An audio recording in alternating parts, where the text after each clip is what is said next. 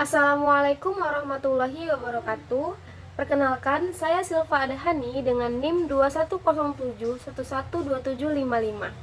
Saya dari Prodi S1 Teknik Kimia angkatan 2021. Di sini saya akan mempresentasikan salah satu materi tentang pelumas dan pelumasan.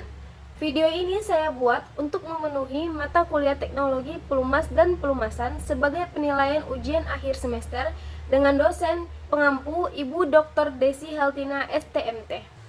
Adapun topik pembahasan pada presentasi kali ini itu terdiri dari 7 pokok pembahasan. Yang pertama ada pengertian pelumas dan pelumasan, kemudian ada bahan dasar pelumas, kemudian ada aditif pelumas, fungsi pelumas, pelumas mesin otomotif, gemuk pelumas dan pelumas cair, serta proses-proses pengolahan pelumas. Baik, selanjutnya kita akan masuk pada materi pertama, yaitu pelumas dan pelumasan. Seperti yang kita ketahui, pelumas adalah zat kimia yang umumnya berbentuk cairan yang diberikan di antara dua benda bergerak untuk mengurangi gaya gesekan. Nah, zat ini merupakan fraksi hasil destilasi minyak bumi yang memiliki suhu di antara rentang 105 sampai 135 derajat Celcius. Pelumas juga berfungsi sebagai lapisan pelindung yang memisahkan dua permukaan yang saling bergesekan. Nah, umumnya pelumas ini terdiri dari 90% minyak dasar dan 10% zat tambahan. Salah satu penggunaan pelumas paling utama yaitu oli mesin yang biasanya kita pakai pada mesin pembakaran. Sedangkan arti pelumasan adalah metode yang digunakan untuk mengurangi gesekan, keausan, dan panas dari bagian mesin yang bergerak relatif satu terhadap lainnya. Pada umumnya, pelumas itu berbentuk cair, akan tetapi dapat juga berbentuk padat, setengah padat, ataupun gas. Kemudian kita masuk kepada poin kedua, yaitu bahan dasar pelumas. Nah, minyak pelumas itu merupakan hasil dari pengolahan minyak bumi melalui proses penyulingan atau distilasi dengan bahan dasar atau base oil yang digolongkan menjadi 3 golongan, yaitu ada pelumas mineral, pelumas organik, dan pelumas sintesis. Kalau pelumas mineral ini, dia jenis pelumasnya berasal dari minyak mineral yang diolah langsung dari minyak mentah. Sedangkan pelumas organik, dia itu jenis pelumas yang berasal dari bahan organik. Pelumas organik ini memiliki sifat khusus dan sering digunakan dalam kondisi tertentu. Sedangkan pelumas sintesis adalah jenis pelumas yang dihasilkan melalui proses kimia. Baik, kita masuk pada pelumas mineral. Pelumas mineral ini contohnya ada parafinik, naftenik, dan aromatik. Nah, parafinik ini memiliki rantai lurus panjang dari molekulnya yang tinggi, menaikkan suhu titik tuang pelumas dan dihilangkan melalui proses de-waxing. Nah, parafin cair diperoleh dari proses penyulingan minyak bumi. Parafin dapat diaplikasikan dalam berbagai aplikasi, termasuk bahan bakar, pelumas, bahan dasar kosmetik, dan produk farmasi. Adapun keuntungan parafin cair ini yaitu ada 4, yaitu ada stabilitas termal, yaitu tahan terhadap suhu tinggi. Kemudian kekentalannya rendah pada suhu rendah, kemudian dia resistansi terhadap oksidasi. Kemudian memiliki sifat yang nonpolar. Sedangkan pada naftenik ini merupakan salah satu pelumas yang digunakan dalam berbagai aplikasi industri. Minyak naftenik ini cocok untuk aplikasi suhu rendah, memiliki titik nyala lebih rendah dibandingkan minyak pelumas parafin yang tadi. Nah, minyak naftenik ini digunakan sebagai pelumas sideway pada mesin seperti mesin tool, serta efisien untuk bearing dan gigi atau gear. Selain itu, minyak naftenik juga memiliki fungsi anti karat. Kemudian yang aromatik. Nah, pelumas aromatik ini merupakan hasil dari proses pemurnian lanjutan dari pelumas parafin. Pelumas aromatik ini umumnya berwarna hitam dan sering digunakan sebagai bahan seal manufaktur serta biasa digunakan dalam produksi aspal. Nah, itulah tadi contoh dari pelumas mineral. Selanjutnya kita masuk kepada pelumas organik. Nah, pelumas organik ini yaitu pelumas yang berasal dari tanaman dan juga pelumas yang berasal dari hewan. Nah, pelumas yang dari tanaman ini biasanya terbuat dari minyak nabati seperti kedelai, jagung, biji-bijian, dan lain sebagainya. Keunggulan dari pelumas dari tanaman ini yaitu ramah lingkungan dan juga biodegradable, yaitu dapat terurai. Sedangkan pelumas dari hewan ini pelumas yang berasal dari hewan seperti sapi, lemak, babi, dan lain sebagainya. Nah, pada pelumas dari hewan ini dapat kita gunakan dalam aplikasi khusus seperti pelumas medis dan juga farmasi. Kemudian pelumas sintesis. Pelumas sintesis ini adalah bahan kimia yang bukan hasil pengolahan minyak bumi. Bahan ini merupakan hasil rekayasa ahli kimia dan ahli pelumas dalam pembuatan minyak pelumas. Keunggulan pelumas sintesis ini yaitu ketahanan suhunya lebih baik, performanya yang baik pada suhu rendah, perlindungan mesin yang lebih optimal, menghemat konsumsi pelumas, dan juga mesinnya akan lebih bersih. Selanjutnya kita masuk kepada bahan yaitu aditif pelumas. Zat aditif pada pelumas yaitu zat yang diformulasikan untuk meningkatkan sifat kimia dan fisik dari bahan dasar pelumas tersebut. Seperti yang kita ketahui tadi, bahan dasar pelumas itu ada mineral, sintesis, hayati, dan hewani. Nah, pada bahan dasar pelumas ini akan menghasilkan peningkatan kinerja pelumas dan memperpanjang umur pakai dari pelumas dan komponen yang akan terlumasi. Jumlah aditif yang terkandung dalam suatu pelumas bisa mencapai 30%, tergantung pada fungsi dan kegunaan dari pelumas tersebut. Kemudian ada juga jenis-jenis zat aditif. Yang pertama itu ada pengubah gesekan atau friction modifiers. Nah, zat aditif mengurangi koefisien gesekan antar permukaan yang terlumasi, membantu mengurangi konsumsi bahan bakar, dan meningkatkan efisiensi.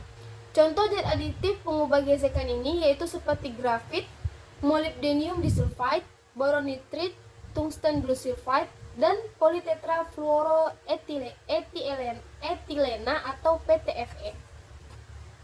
Kemudian jenis zat aditif yang kedua itu ada anti-aus atau anti-wear.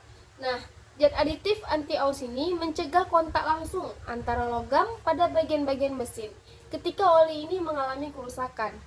Zat aditif ini juga meningkatkan masa pakai alat dan komponen dengan ketahanan aus yang lebih tinggi. Contoh zat aditif ini yaitu zinc dithiofosfat atau ZDP, kemudian ada zinc dialkyl dithiofosfat ZDDP, dan ada trikresliposfat atau TCP.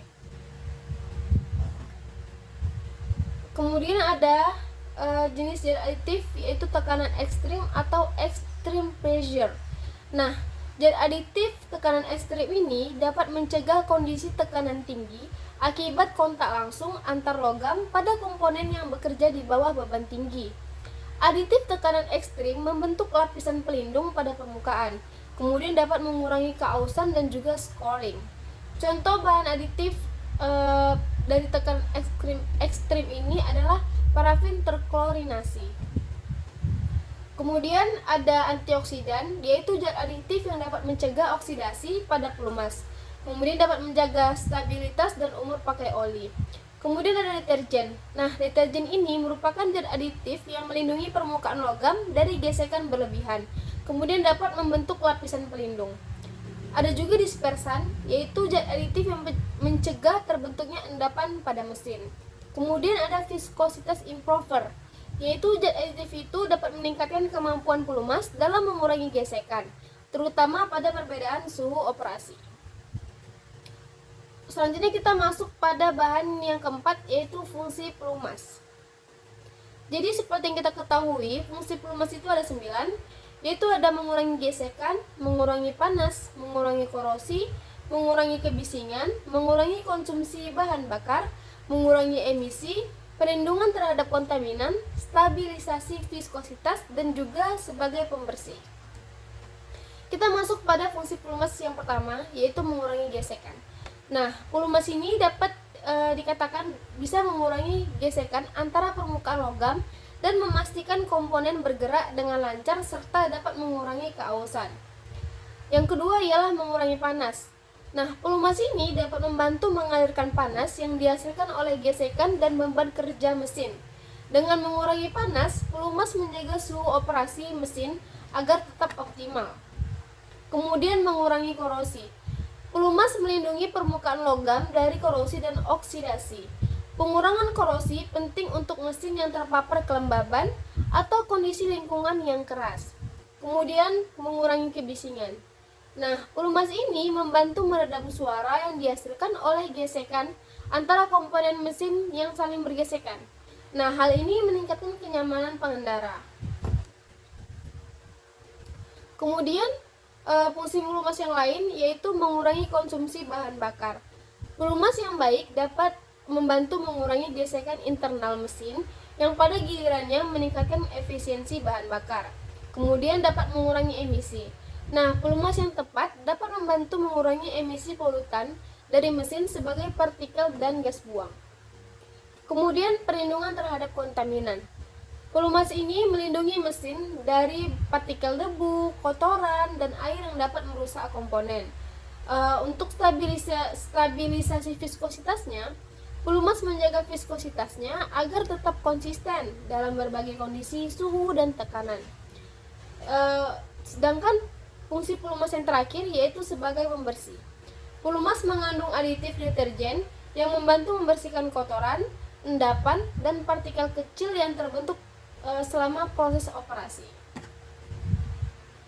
Oke, selanjutnya kita masuk kepada bahan yang kelima, yaitu pelumas mesin otomotif. Pelumas mesin otomotif adalah pelumas untuk mesin kendaraan yang dikenal dengan sebutan pelumas mesin atau engine oil, yang dimasukkan ke dalam karter mesin kendaraan untuk melumasi daerah piston, poros engkol, katup, dan perangkat lain di sekitarnya. Nah, pelumas encer memiliki kadar viskositas rendah sehingga mengalir lebih baik pada suhu rendah daripada pelumas pekat dengan kadar viskositasnya yang tinggi. Adapun viskositas pelumas terdiri dari 4. Yang pertama ada skala viskositas, kemudian ada klasifikasi api, ada viskositas dingin dan viskositas panas. Nah, maksud dari skala viskositas ini ialah Society of Automotive Engineers atau yang biasa disebut dengan SAE, yaitu merumuskan skala untuk pelumas mesin dan transmisi dengan format XW sampai XX. Nah, angka di depan huruf W itu artinya adalah winter atau musim dingin, yang menunjukkan aliran viskositas pelumas. Jika semakin kecil angka yang tertera, maka semakin tahan pelumas dari pengentalan pada cuaca dingin. Kemudian ada klasifikasi apinya. Nah, klasifikasi apinya ini bekerja sama dengan American Society for Testing and Material atau yang biasa kita dengar sebagai ASTM dari Amerika. Nah, pada pelumas mesin ini bensin diberi awalan dengan huruf S, sedangkan untuk mesin diesel biasanya diberi awalan dengan huruf C. Klasifikasi tersebut dibuat berdasarkan kinerja pelumas. Sedangkan kinerja pelumas tergantung pada tahun pembuatan mesin. Nah, selanjutnya adalah viskositas dingin. Nah, pada viskositas dingin ini, pelumas dengan huruf W yang artinya itu adalah winter, yang itu cocok untuk musim dingin dan daerah yang bersuhu rendah. Contohnya itu pelumas 5W30 memiliki kadar kekentalan lebih rendah dibandingkan pelumas 10W30. Nah, kemudian ada juga contoh yang lain seperti pelumas 5W30 lebih cepat encer daripada suhu tinggi daripada pelumas 5W40. Kemudian pada viskositas panas, pada musim panas dan di daerah yang bersuhu hangat, mobil lebih membutuhkan pelumas dengan viskositas yang lebih tinggi. Pelumas kental yang tak mudah encer bekerja lebih baik pada suhu hangat dan memastikan performa optimal mesin di musim panas. Baik, selanjutnya kita masuk pada bahan selanjutnya, yaitu gemuk pelumas dan pelumas cair. Baik, gemuk pelumas adalah zat semi padat yang dapat menjadi cair. Padatan campuran pelumas yang berfungsi mengurangi gesekan dan keausan antara dua bidang pada permukaan yang saling bergesekan, serta dapat mencegah karat pada bagian mesin. Nah, gemuk pelumas ini memiliki viskositas atau kekentalan yang tinggi. Karena kekentalannya tinggi inilah yang akan membuat bentuk pelumas itu padat. Nah, gemuk pelumas ini tidak efektif sebagai pendingin dan juga tidak dapat membersihkan kotoran atau kontaminan.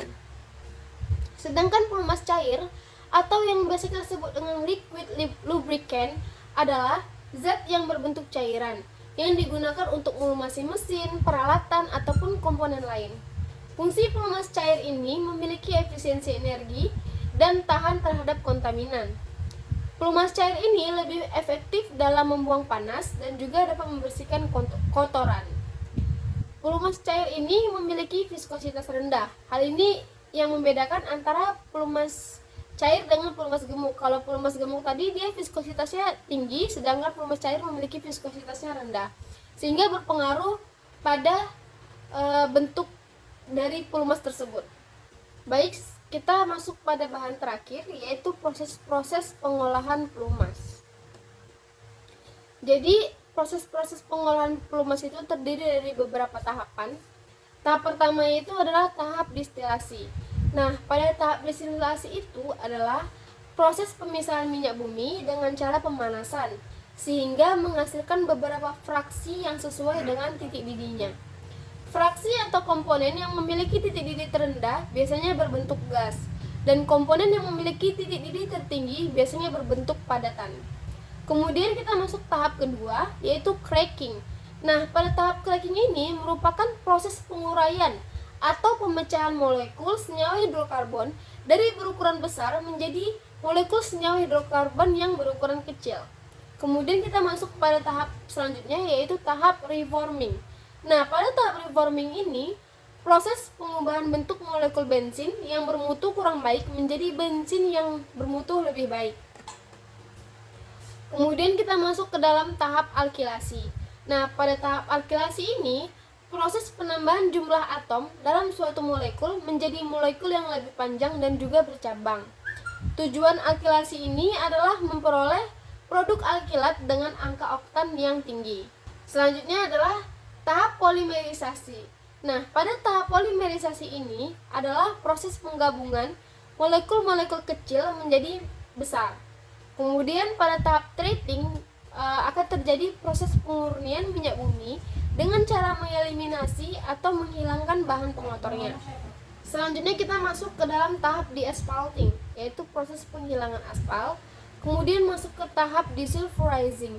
Nah, pada tahap desulfurizing ini akan terjadi proses penghilangan unsur belerang. Seperti yang kita ketahui, unsur belerang itu sangat berbahaya terhadap pelumas. Karena sulfur ini biasanya dapat menyebabkan korosi, mengurangi umur pakai alat, dan lain sebagainya. Jadi sulfur ini harus dipisahkan atau dihilangkan dari minyak. Kemudian kita masuk tahap terakhir, yaitu solvent extraction. Nah, pada tahap ini akan terjadi penghilangan lebih banyak aromatik tinggi untuk meningkatkan stabilitas terhadap oksidasi. Baik, itulah tadi hasil presentasi saya. Kurang dan lebihnya saya mohon maaf. Saya akhiri. Wassalamualaikum warahmatullahi wabarakatuh.